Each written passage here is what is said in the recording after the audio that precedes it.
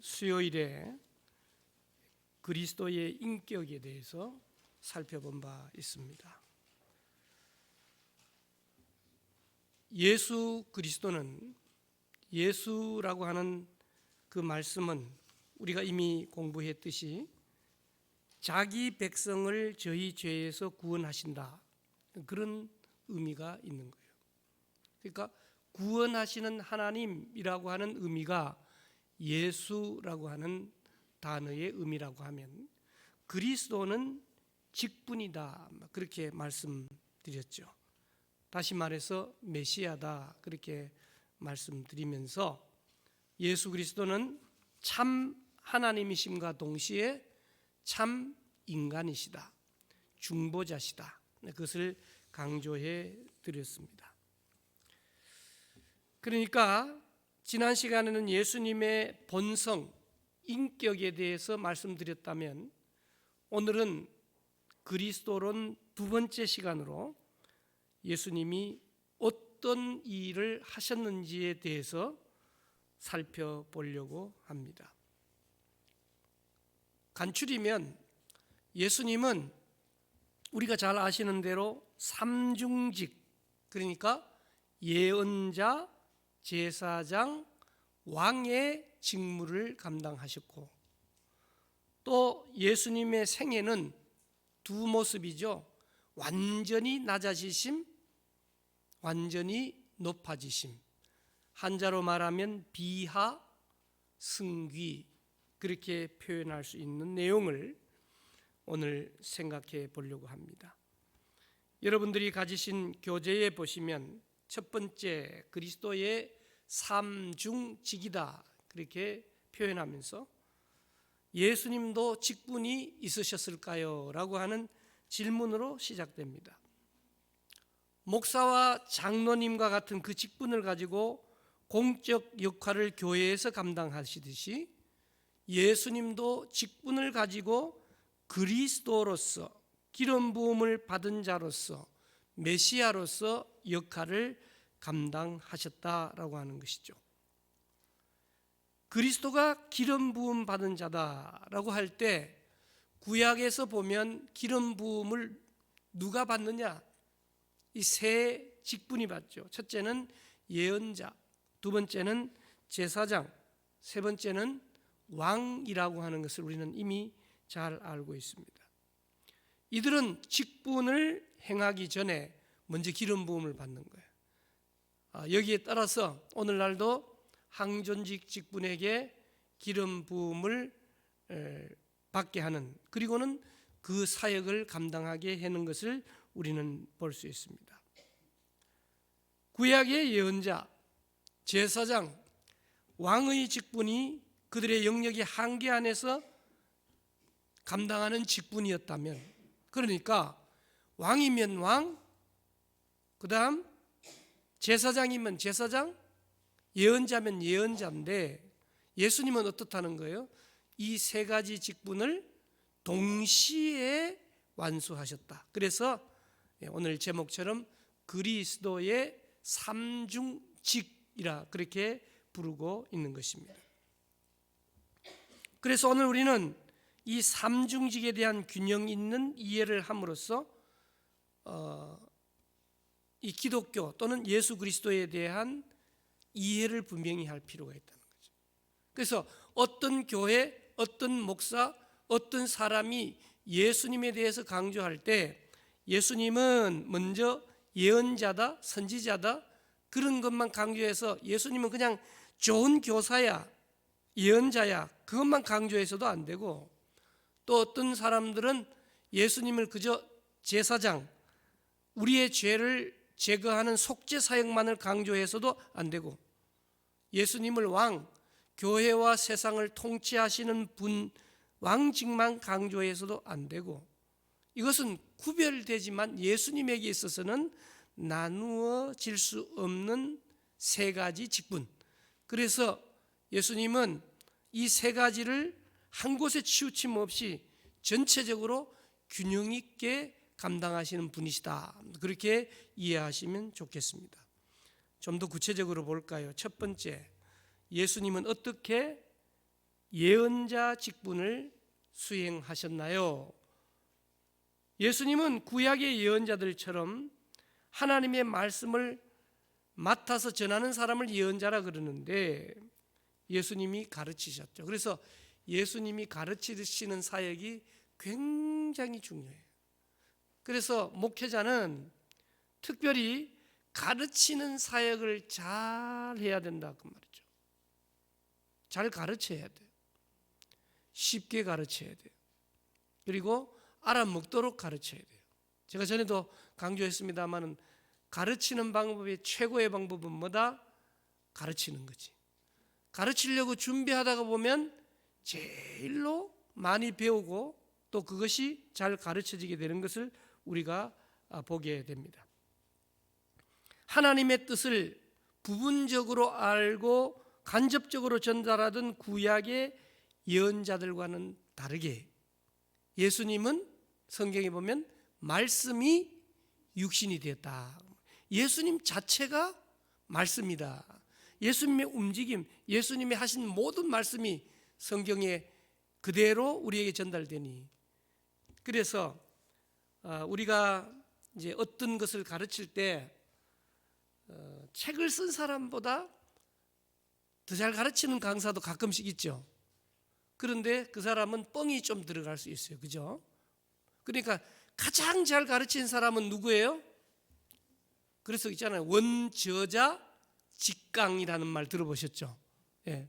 좀 말이 어눌해도 이 책을 쓴 원저자가 정말 내가 어떻게 이 책을 어떻게 기록하고 어떻게 가르치느니 하는 것이 대단히 중요하다라고 하는 것을 우리는 잘 압니다. 그래서 예수님은 모든 예언자직을 완성하면서 다른 예언자직을 끝마치셨죠. 그러니까 오신 예수님에 대한 완성된 정경이 성경책이기 때문에 예수님이 승천하신 이후에 다른 것이 덧붙일 수도 없고 뺄 수도 없는 거예요.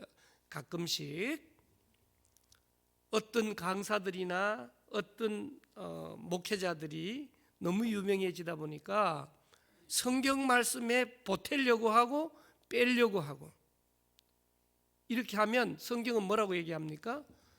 더하기도 뺄 수도 없는 완전한 말씀으로 우리에게 주어졌다라고 하는 거예요. 그래서 어떤 사람들은 이 말씀보다가는 뭐가 더 중요하게 생각하느냐? 그 직통계시, 내가 지금 천국에 갔다 왔다, 뭐 지옥에 갔다 왔다 하면서 사람들을 혼란스럽게 해요. 물론 그런 경험이 있을 수 있죠. 그러나 모든 은사가 성경책을 통하여, 또 한 가지는 교회 공동체를 통하여 검증되어야 된다. 만약에 그 신비한 경험과 은사들이 교회 공동체를 세우는 일에 부정적이라면 그것은 하나님이 주신 은사가 아니며, 하나님이 주신 성령의 은사는 반드시 교회에 유익되고 세우기 위한 것이니 함부로 그저 기적이다, 뭐 은사다 이렇게 하면서 흔들려서는 안 된다라고 하는 사실이에요. 그래서 여러분, 부흥회가 지나갔습니다만 부흥회 지나가면서 우리에게 꼭 한 가지 남아 있는 것이 뭐냐? 다 좋은 경험이었지만은 뭐죠? 말씀 카드를 제가 따로 만들어 드렸잖아요.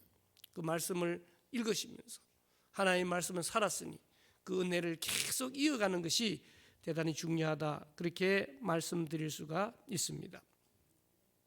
그러니까 그리스도의 예언자직은 우리 편에서 성경이 가는 곳까지 가고 성경이 멈추라 하는 곳에는 멈추라는 것을 뜻한다라고 하는 사실이죠. 그래서 이미 주어진 66권, 이 성경 말씀을 가르치고 깨우치는 사역으로서의 예언자직은 계속된다라고 하는 사실이죠. 그럼 특별히 교회 안에서 그 일이 누구에게서 이루어지느냐? 목사들 또는 목회자들과 교사들, 좀 더 나아가서는 순장님들을 통해서 이 가르치는 사역이 계속된다라고 하는 사실이죠.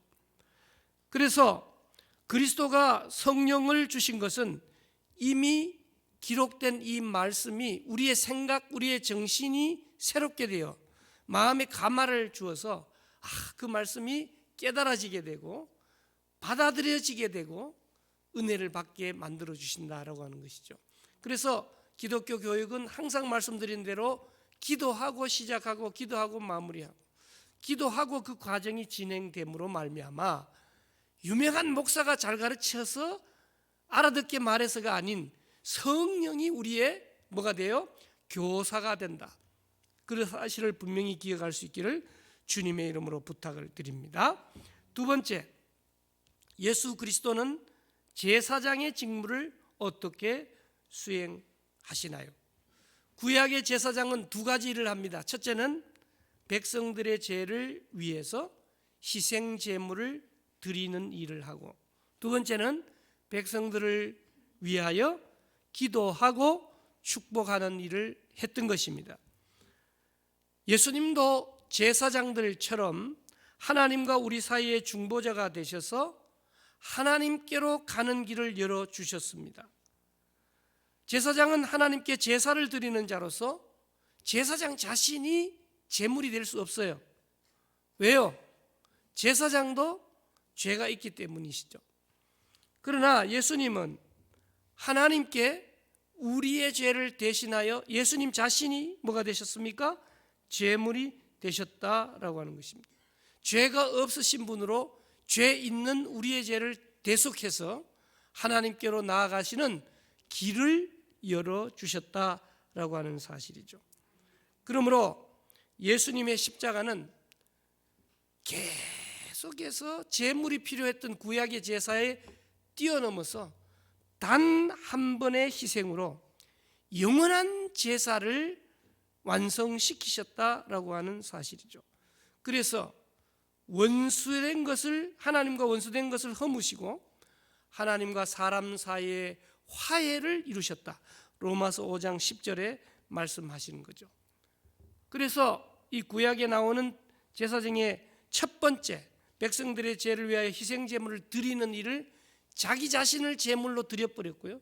두 번째 구약의 제사장이 하는 일인 백성들을 위해서 기도하고 축복하는 일은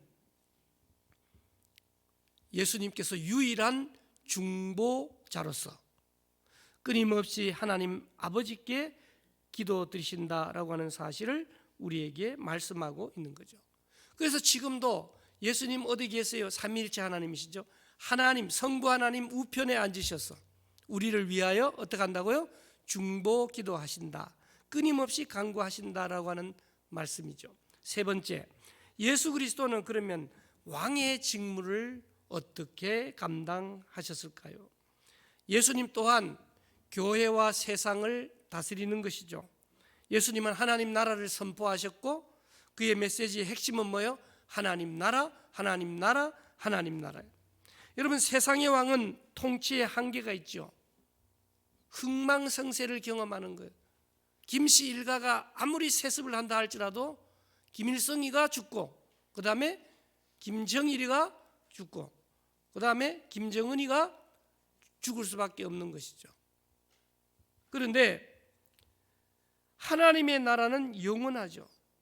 그리스도는 지금은 하나님 우편에서 성령과 말씀으로 통치하시고 확장하시다가 그 나라를 완성하신 후에 아버지 하나님께 당신의 나라를 바친다.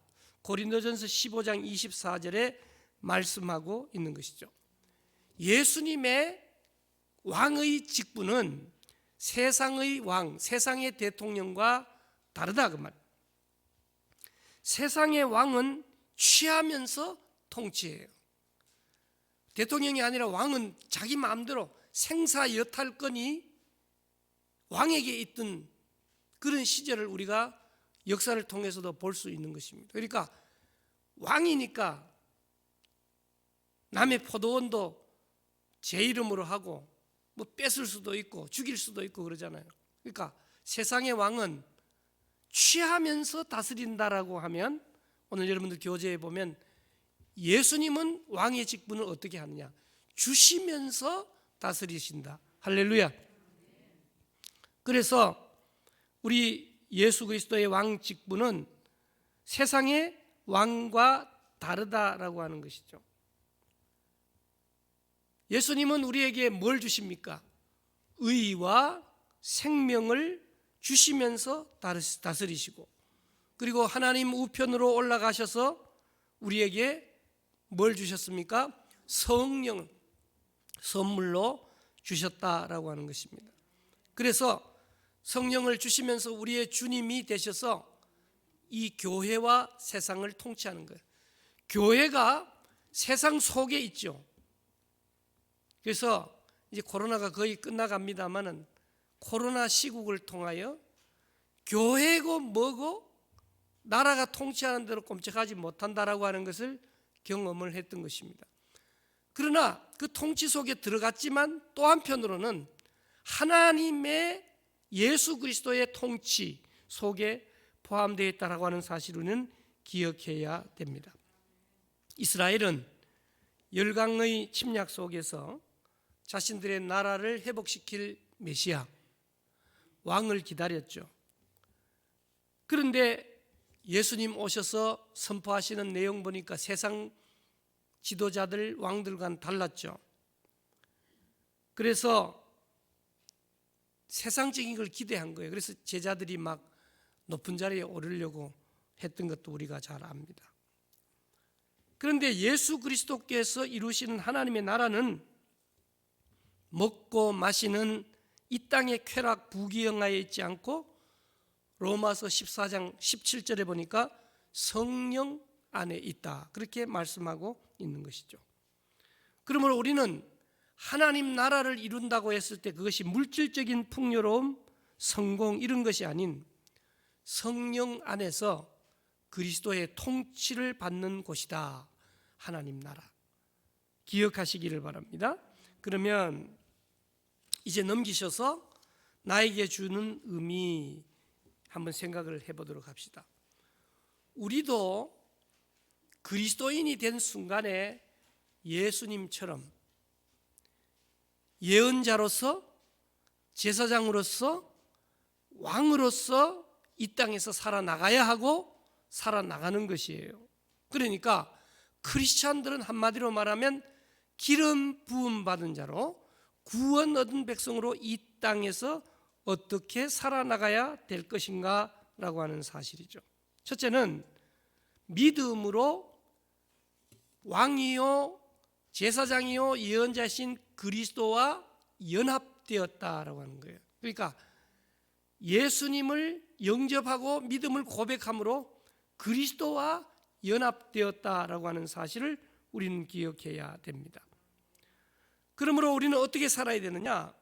이 세상에서 주님의 복음을 전파하면서 살아야 하고요, 나아가서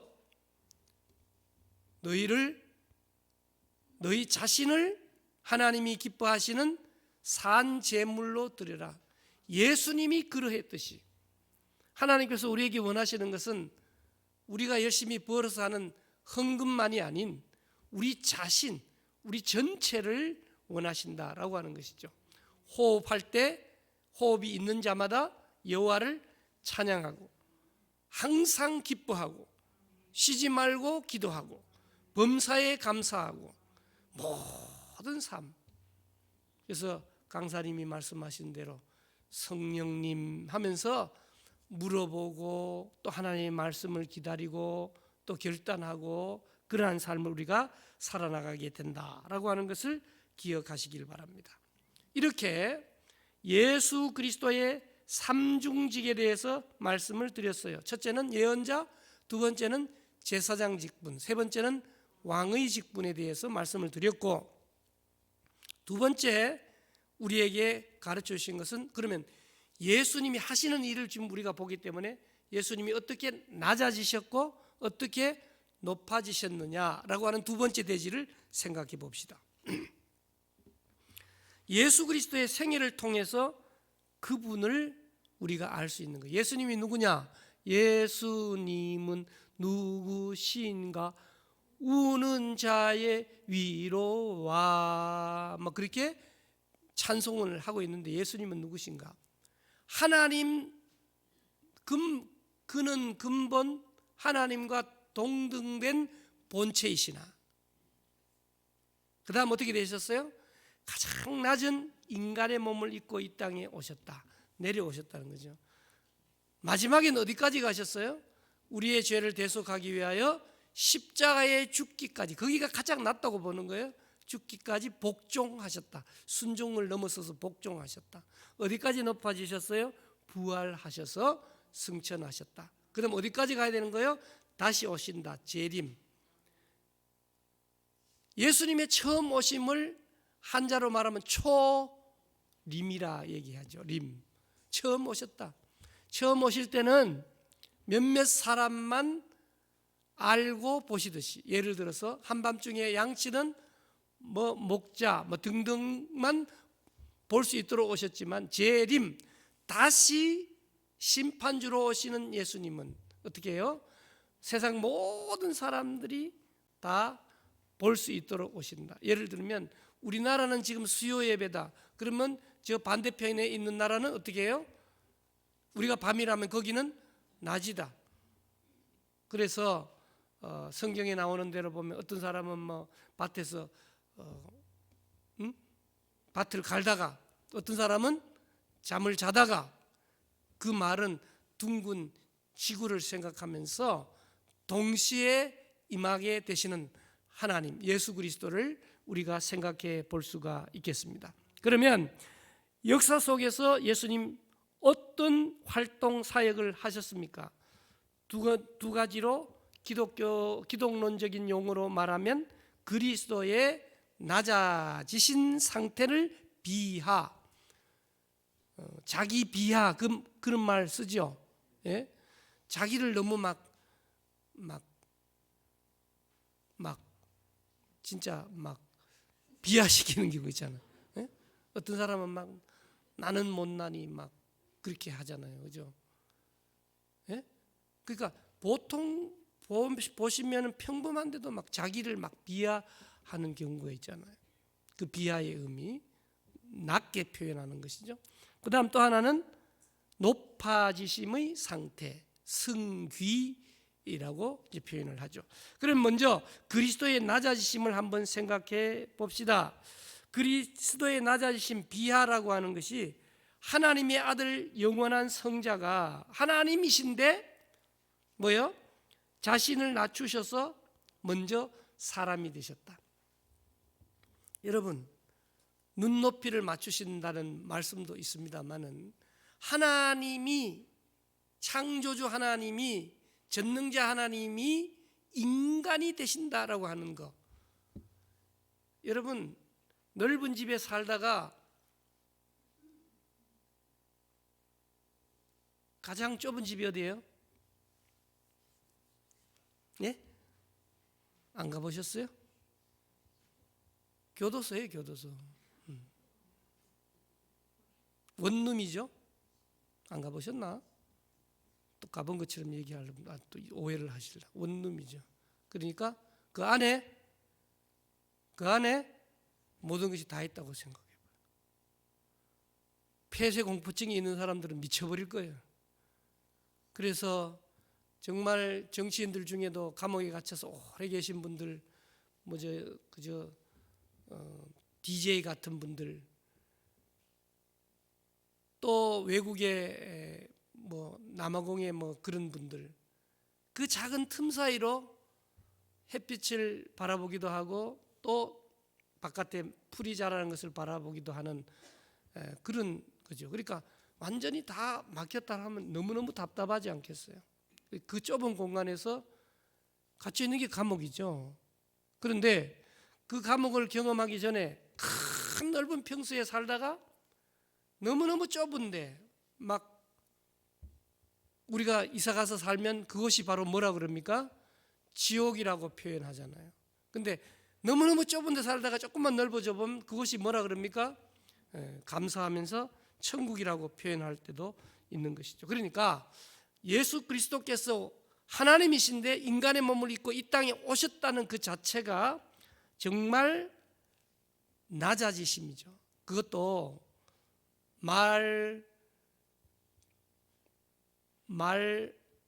마구간에, 말구유에 태어나셨다라고 하는 사실은 정말 그 낮아지심을 극명하게 보여주신 것을 우리에게 말씀해 주시죠. 율법에 복종하시고 고난 받으시고 심지어는 십자가에 죽으시고 장사된 것. 그래서 성경은 그리스도가 가장 높은 곳에서 가장 낮은 자리로 오셨다. 영광의 주가 십자가에 못 박혀 돌아가셨다. 그것은 바로 예수님이 얼마나 우리를 위해서 낮아지셨느냐라고 하는 것을 강조하죠. 그래서 예수님의 탄생, 예수님의 사역, 예수님의 순환, 예수님의 죽음, 이러한 모든 것 속에서 예수님은 철저하게 점점 낮아지셨다는 것을 강조하고 있는 것이죠.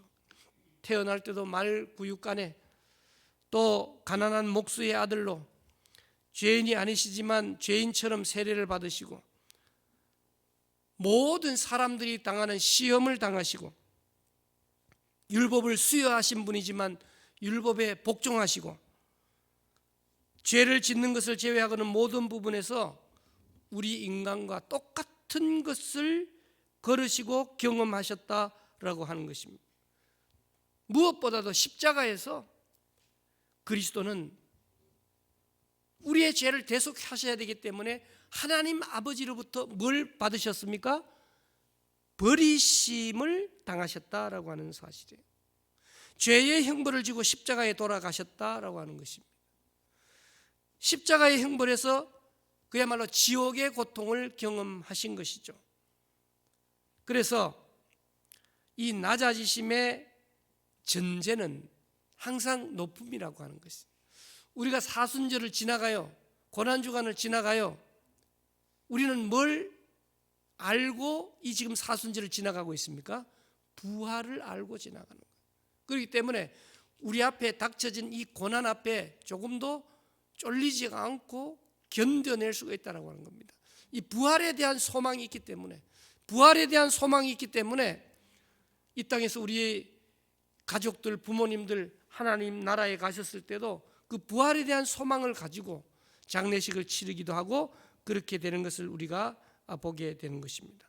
그러면 예수 그리스도는 왜 낮아지셨고 어떤 방법으로 낮아지셨습니까? 우리의 인생의 구원을 위해서 낮아지셨다라고 하는 것이죠. 낮아지심의 최절정이 뭐냐? 그것은 바로 십자가의 죽으심이다라고 하는 것이죠. 이 죽음이야말로 우리의 죄를 죽이는 일들이었다는 것이죠. 우리의 구원을 위해서 낮아지셨다라고 하는 것이죠. 그래서 예수님의 낮아지심의 세 가지, 첫째, 탄생 자체가 낮아지십니다. 두 번째, 삶으로서 낮아지십니다. 세 번째, 죽으심으로서 낮아지십니다라고 하는 사실을 우리에게 가르쳐주고 있는 겁니다. 그러면 예수님 왜 낮아지실까? 그 목적이 뭔가? 그것은 바로 예수 그리스도에게 속한 사람들을 하늘로 끌어올리기 위해서 낮아지셨다라고 하는 것입니다. 예수님은 십자가에서 하나님과의 단절을 경험함으로써 하나님과 단절된 우리들을 하나님과 화해시키고 연합의 길을 걸어갈 수 있도록 만들었다, 그 말이죠. 그래서 고린도전서 2장 2절에 보니까 내가 너희 중에서 예수 그리스도와 그의 십자가에 못 박히신 것 외에는 아무것도 알지 아니하기로 작정하였습니다라고 하는 것이죠.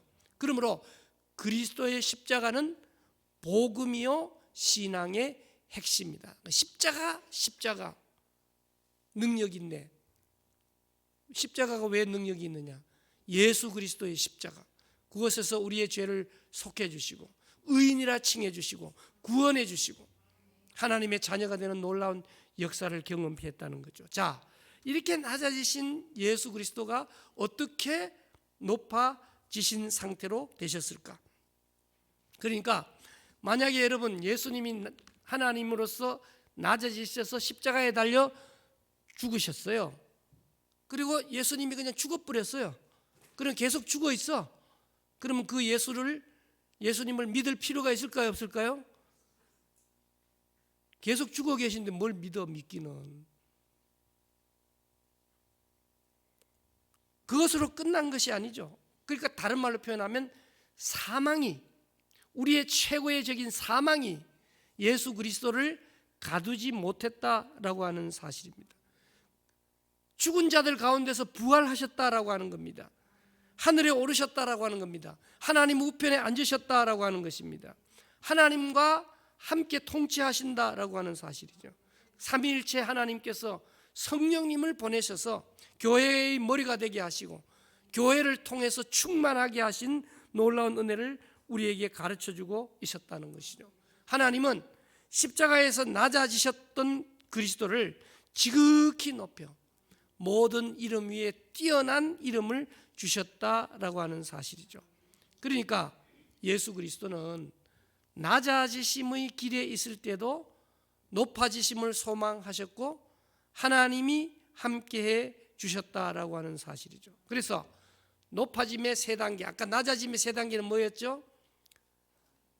태어나심의 낮아지심, 그 다음에 삶으로서 낮아지심, 세 번째는 십자가의 죽으심으로 낮아지심이라면 높아지심의 세 단계는 세 단계가 아니고 높아지심은 네 단계로 말씀드릴 수 있는데, 첫째는 부활, 그거는 죽음을 이기셨다는 뜻이죠.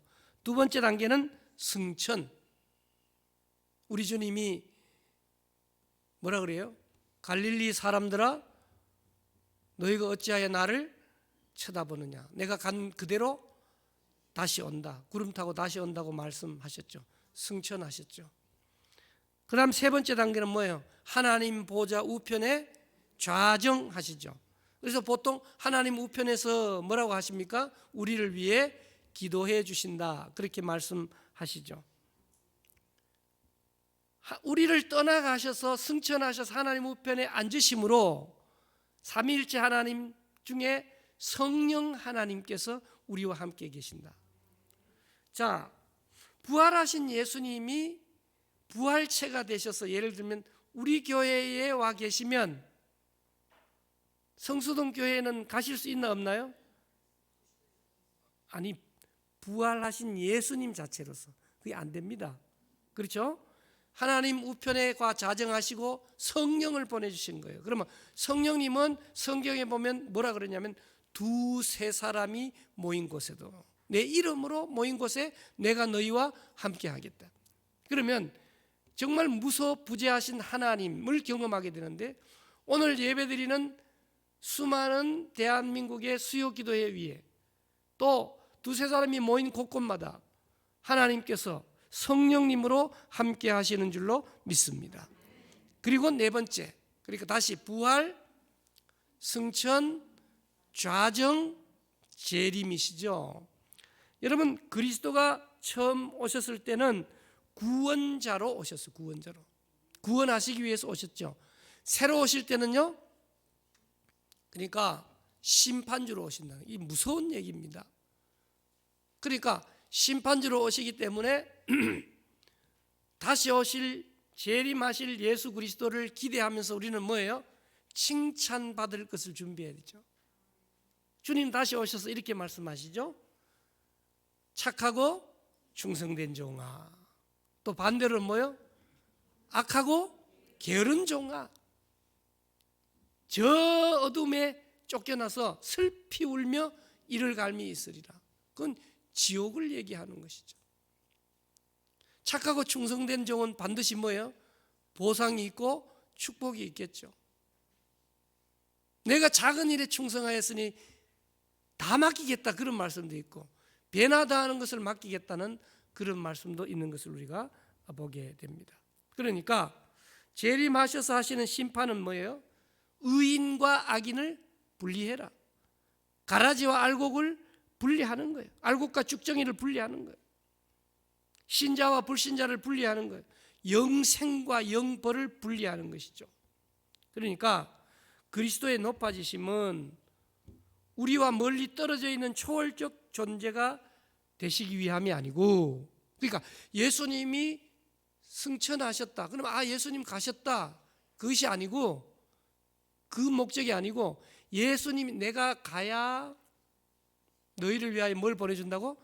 성령을 보내준다. 그럼 다른 말로 표현하면 예수님이 승천하심으로 성령님 하나님으로 우리에게 더욱더 가까이 계신다. 할렐루야. 예, 그 목적을 우리가 분명히 기억해야 되겠습니다. 그래서 성령님이 우리를, 하나님과 우리 사이를 계속해서 끝없이 교제할 수 있도록 한다라고 하는 사실을 우리에게 가르쳐주고 있는 것입니다. 그러면 예수님의 부활, 예수님의 승천, 예수님의 좌정, 예수님의 재림은 예수 믿는 우리들을 어떻게 하기 위함이다? 높여주시기 위함이다라고 하는 것이죠. 하나님 우편에 계신 예수 그리스도는 중보자로서 오늘 우리를 위하여 기도해 주시고, 또 그리스도는 그의 몸인 교회의 머리가 되시고 성령을 통하여 은혜를 선물로 부어주시는 것이죠. 그래서 만물에 대한 권세를 그리스도가 잡고 계시고 행사하시는 것이죠. 이것은 다른 말로 표현하면 예수님을 믿는 성도들을 지키시고 보호하신다. 할렐루야. 그러면 오늘 한 걸음 더 나아가기라고 말씀하고 있는데, 그리스도 자신의 관점에서 보면 원래 자리로 승귀하셨죠. 낮아지신 십자가에 죽으신 예수 그리스도께서 원래 자리로 높아지셨죠. 반면에 그리스도의 높아지심은 예수님 믿는 우리의 관점에서 보면 그리스도의 임재의 보편성을 갖는다. 조금 전에 설명한 대로 그리스도께서 하나님 자리로 승귀하심으로 모든 믿는 그리스도인 두세 명이 예수님의 이름으로 모이는 곳곳마다 뭐예요? 임재. 예, 하나님이 나와 함께 하심을 경험할 수 있도록 만들어 주셨다 그 말이죠. 그러니까 그 말이 뭐냐? 마태복음 28장 20절에 그렇게 말씀하시잖아요. 내가 세상 끝날까지 너희와 항상 함께 있으리라. 그 말씀을 이루신 거예요. 그러니까 성령님이 우리와 함께 계신다라고 하는 사실을 우리에게 가르쳐주고 있는 것이죠. 다시 설명합니다. 만약 부활하신 주님이 승천하시지 않으시고 이 땅 어디에 계셨다면, 그리스도가 부활하셨다 할지라도, 영광스럽게 되셨다 할지라도 뭐예요? 한 장소에만 계실 수 있으며 모든 장소에 동시에 계실 수는 없다 그 말이죠. 왜? 부활체시지만 몸을 갖고 계셨기 때문이시죠. 그렇다면 그리스도가 지상에 계속 머무신다면 아까 말씀드린 대로 두세 사람이 내 이름으로 모이는 곳에도 내가 너희와 함께 하겠다는 말씀 자체가 이루어질 수가 없다라고 하는 사실이죠. 그러니까 그리스도는 하늘로 올라가셔서 하나님 우편에 앉으시고 성령을 보내시면서 믿는 자들 안에 계실 수 있게 되셨다. 그러니까 주님 다시 오실 때까지 모든 성도들 안에, 교회 안에, 이 세상 어디든지 간에 그리스도의 현존을 경험할 수 있게 하셨다라고 하는 사실입니다. 그러니까 하나님 우편에서 통치하시기 위해서 승천하셨는데 그 승천하신 목적이 뭐라고요? 하나님의 권능과 위엄으로 성령님을 통해서 예수님 믿는 모든 사람들에게 임재하시면서, 임재하니까 뭐예요? 다스리신다라고 하는 사실을 우리에게 말씀하고 있는 것입니다. 그러면서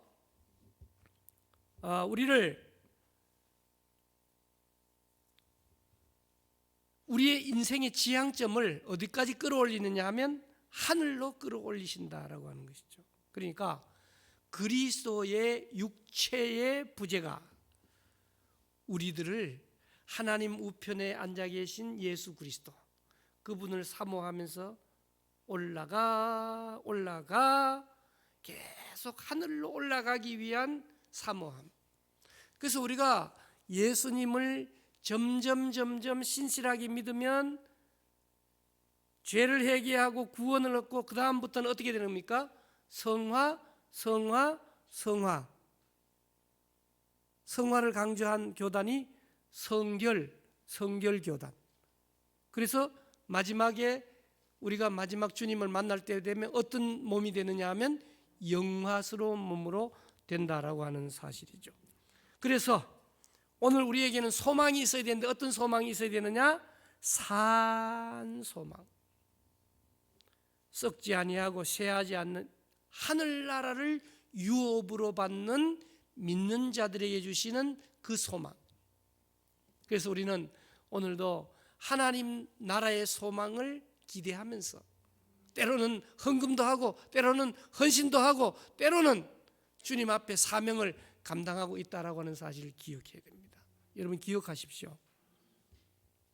우리가 드려지는 하나님 앞에 헌신, 헌금, 봉사, 하나님은 기억하시고 그건 이 땅에서 계산하고 끝내는 문제가 아니다라고 하는 거죠. 이 땅에서의 문제는 우리가 이 교회를 운영하고 선교하고 하나님 나라를 이루기 위해서 우리에게 다시 되돌려 주시는 것이지, 하나님이 받는다라고 하는 사실을 분명히 기억해야 돼요. 그 확실한 확신을 가지고 우리의 헌신, 우리의 예배, 우리의 봉사가 이루어지시기를 주님의 이름으로 축복합니다.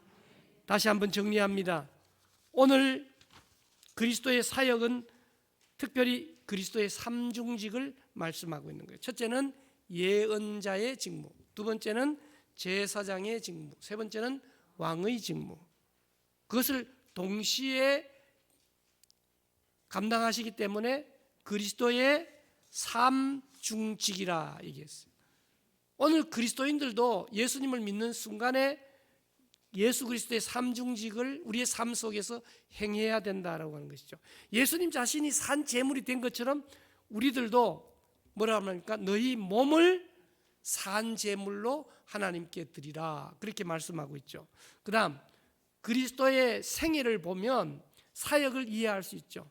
그리스도의 생애, 하나님이셨는데 인간의 몸을 입고 이 땅에 오시고 십자가에 달려 죽으심으로 가장 낮은 곳을 경험하시고, 그래서 낮아지시는 세 단계를 뭐라 그랬죠?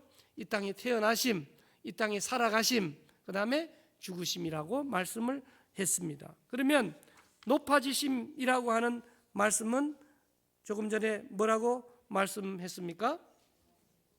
예? 부활하심, 승천하심, 좌정하심, 재림, 그렇게 정리를 해드렸습니다. 그래서 오늘 우리는 그리스도론의 두 번째 시간으로 그리스도의 사역을 우리가 정리해 보았습니다.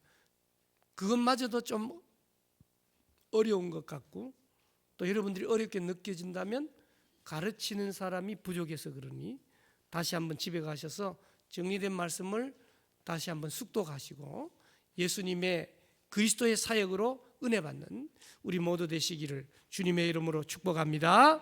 우리 함께 기도합시다. 하나님, 예수 그리스도께서 이 땅에 오셔서 그리스도의 삼중직을 수행하셨듯이 우리들도 그리스도의 삼중직을 아버지 하나님 이 땅 위에 이룰 수 있도록 복음 전하며 살게 도와주시옵소서. 예수님의 낮아지심, 예수님의 높아지심을 우리가 생각하면서 우리도 다시 한번 우리와 함께 하시기 위해서 부활하시고 승천하시고 좌정하시고 다시 오실 예수 그리스도를 기대하며 준비하는 우리 모두가 되게 해달라고 주여 삼창하십니다. 주여, 주여, 주여. 살아계신 하나님 아버지 감사합니다. 예언자로서, 제사장으로서, 왕으로서 직무를 수행하신 우리 주님을 찬양합니다. 우리를 위하여 낮아지시고 우리를 위하여 높아지신 그분을 찬양합니다. 우리들도 아버지 하나님 예수 그리스도를 본받아 기름 부음 받은 자로 그리스도와 믿음으로 연합하게 하시고 세상에서 복음을 전하며 살게 하시고 우리 자신을 그리스도께 제물로 드리는 우리 모두가 될 수 있도록 주님 도와주시옵소서. 아버지 하나님, 우리는 그리스도의 제자입니다. 제자답게 그리스도의 삶을 우리 삶 속에 실현해 나가는 우리 모두가 되게 도와주시옵소서. 살아계신 하나님, 오늘 그리스도의 사역에 대해서 가르쳐 주시니 감사합니다. 예언자, 제사장, 왕의 직무를 감당하신 주님, 우리를 위해 끝없이 낮아지셔서 십자가에 죽으시고 높아지시기 위하여 부활하시고 승천하시고 좌정하시고 재림하시는 주님을 찬양합니다. 우리도 예수님을 믿음으로 기름 부음 받은 자가 되어 믿음으로 그리스도와 연합하고 세상에서 복음을 전하며 우리 자신을 위해 사는 것이 아니라 그리스도를 위하여 산 제물로 살아나가는 우리 모두가 되게 도와주시옵소서. 감사드리옵고 예수님의 이름으로 기도드리옵나이다. 아멘. 지금은 우리의 생명 되신 예수 그리스도의 은혜와 하나님 우리 아버지의 지극하신 사랑과 성령님의 역사하심이 그리스도의 사역을 공부하고 그리스도를 본받아 살아나가기로 결단하는 모든 성도님들 위해 이제로부터 영원토록 함께하옵시기를 간절히 축원하옵나이다. 아멘.